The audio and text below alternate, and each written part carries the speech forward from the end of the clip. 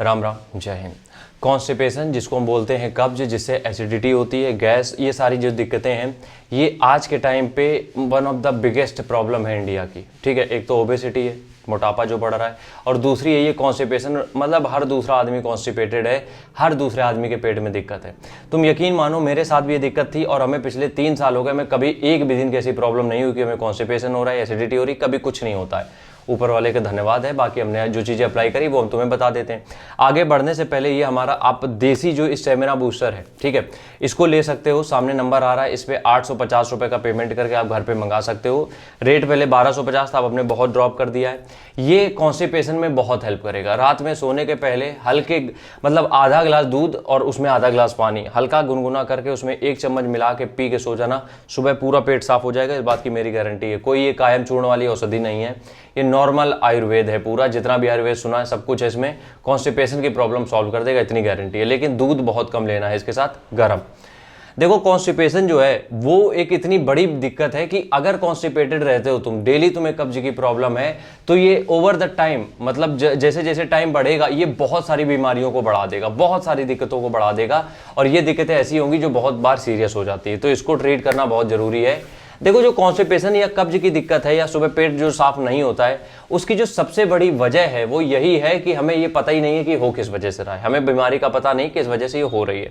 तो हम तुम्हें समझाते हैं, बिल्कुल सीधे से समझाते हैं, क्योंकि अपना चैनल है एकदम 1 to 1 सीधे भाषा वाला, तो वही चीज़ हम तुम्हें बताते हैं। सबसे पहली चीज़ जो आज के टाइम पे जो हम सबसे ज़्यादा समझ रहे हैं, जो हमने फील करी है या जो भी मेरे क्लाइंट्स हैं उनसे जब हम डिस्कस करते हैं, रोटी, ग्लूटन। आजकल लोग नहीं पचा पा रहे हैं, ग्लूटन जो है वो उनको डाइजेस्ट नहीं हो रहा है। बट प्रॉब्लम यह है कि मेजॉरिटी जो लोग हैं उनको पता ही नहीं है कि इससे हमें दिक्कत है। समझ रहे हो मेरी बात को, कितनी सीरियस चीज़ है। तो जो गेहूं के आटे से बनी रोटी होती है उसमें होता है ग्लूटन।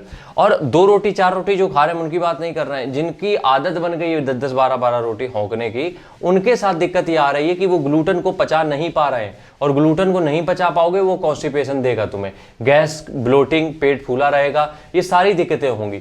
यकीन मानो पिछले 3 साल से हमने मुश्किल से दिन की 2 या 4 रोटी खाई हैं, बस, इससे ज़्यादा नहीं खाते हैं। कभी कभी तो 2 ही रोटी खाते हैं और मेरा पेट इतना सही रहता है, मतलब हमें कोई दिक्कत नहीं। और ऐसा भी नहीं कि कमजोरी हो रही हो, क्योंकि रोटी के अलावा हम जो मिक्स ग्रेन आते हैं उसकी रोटी खा लेते हैं, चावल खा लेते हैं, दलिया खा लेते हैं, ओट्स खा लेते हैं। ठीक है, तो सबसे पहली चीज़ ये है कि रोटी जो लोग भी कंज्यूम करते हो 10 से ऊपर, 8, 10, 12, कोशिश करो कि 2 रोटी तक सीमित हो जाओ। उसके अलावा दूसरे अल्टरनेटिव ऑप्शन है उनको चूज करो, बट रोटी को 2 पे कर दो, पहली चीज। ठीक है, दूसरी चीज जो हमें समझ में आ रही है कॉन्स्टिपेशन की, जो सबसे बड़ी चीज आजकल समझ में आ रही है वो है फास्ट फूड। कहीं ना कहीं मेरा भी, देखो हम वो चीजें बता रहे हैं जो हमने अप्लाई करी, चीजें सही होगी तो तुम्हारी भी हो जाएंगी, उससे कन्फर्म है।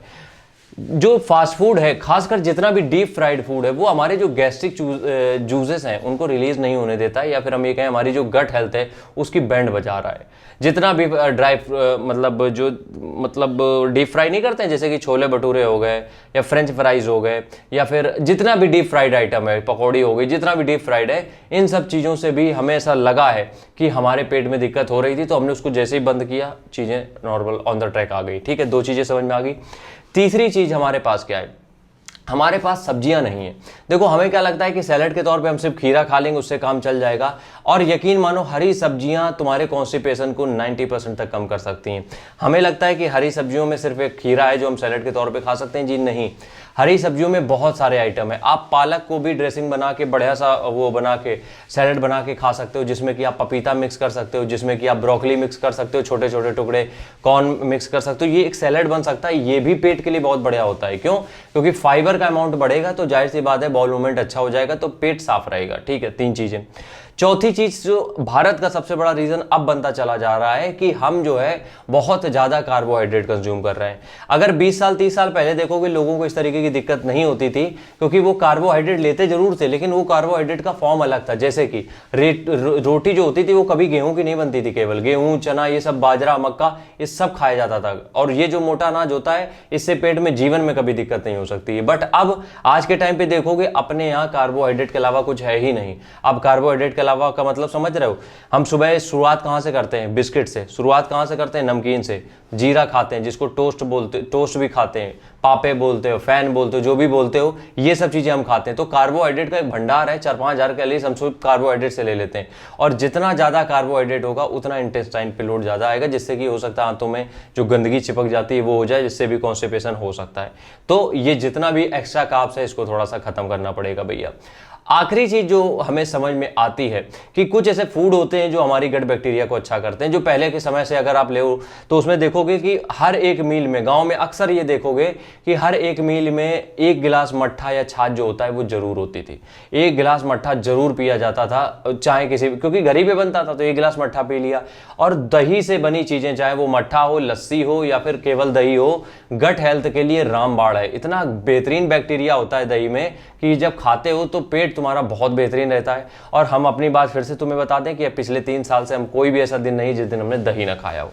तो ये चीजें अप्लाई करो और पेट को ठीक रखो, क्योंकि पेट नहीं ठीक रहेगा तो तुम्हारी बॉडी कुछ भी सही से काम नहीं कर पाएगी।